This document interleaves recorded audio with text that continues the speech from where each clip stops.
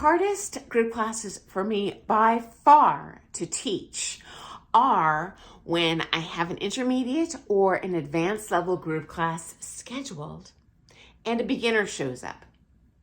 And unfortunately, many people imagine themselves to be more skilled and competent, lead and follow than they actually are. And this can manifest itself in any number of ways. For example, someone's been taking American Foxtrot for 5 years, and they're in that advanced American Foxtrot class, and now they want to drop into the intermediate international style Foxtrot class because, of course, they can keep up in their mind, and they can't. You also have people that maybe they've just taken one beginner's group class series and then just out of naivety, they're like, oh, I guess that means I'm ready for advanced, and they don't realize that the people in those classes, at least in my case, have been dancing for many years. Another way I've seen this manifest itself is you get someone that is not ready to take that level of class yet show up because they want to be that level of dancer, or they're like, they're gonna learn a rumble cross and quick step. I want to learn that figure. I'm gonna show up to that class. And as you guys know, if you're in college and you register for a computational mathematics and numerical analysis class, that does not make you a doctoral candidate for a degree in mathematics. You're probably going to flunk the class. You're not going to learn a thing. In a dance class, obviously you hold the rest of us back who actually showed up prepared.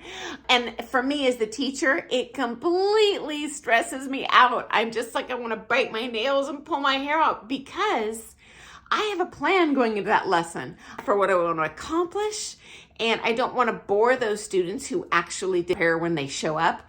But I also don't want to leave that beginner or intermediate dancer who shows up to the advanced class in shame because they couldn't keep up. And I don't want to kick them out in front of everyone publicly. It's so uncomfortable for the teacher. And you know what? I know it's stressful for you guys too, as the students who show up and you're like, oh great, now we get to dumb the class down that we have paid top dollar for.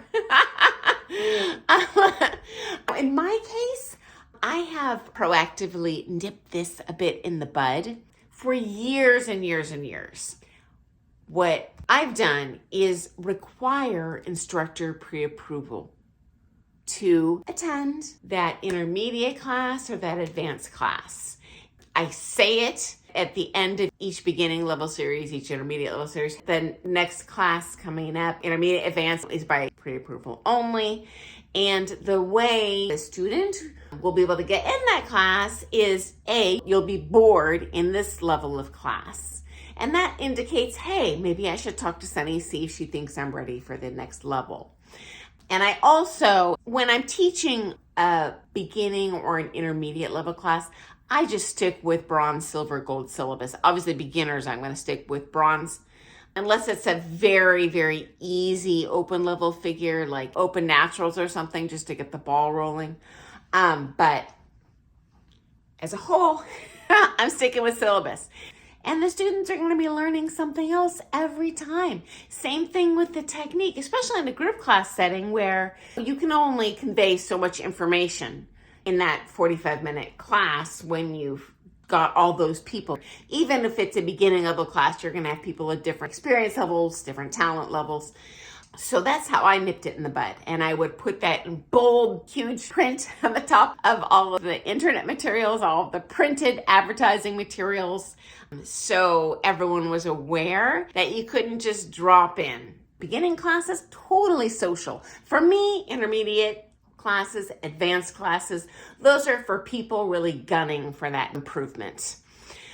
Usually the people in my advanced classes historically have been competitors. So they're paying more for my advanced classes and my beginning classes. So I want them to get their money's worth.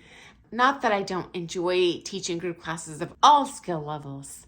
I just really like to make my job as enjoyable as possible. So I sure hope this is not currently happening to you, though. If you have a story of someone showing up that you're like, oh my gosh, they ruined the class, definitely share in the comments. I mean, we have pro friends here too. Let me know what your most stressful group class is. Anyway, thanks for joining me today. I look forward to seeing you tomorrow with all things ballroom dance. Have an awesome day. Bye, guys.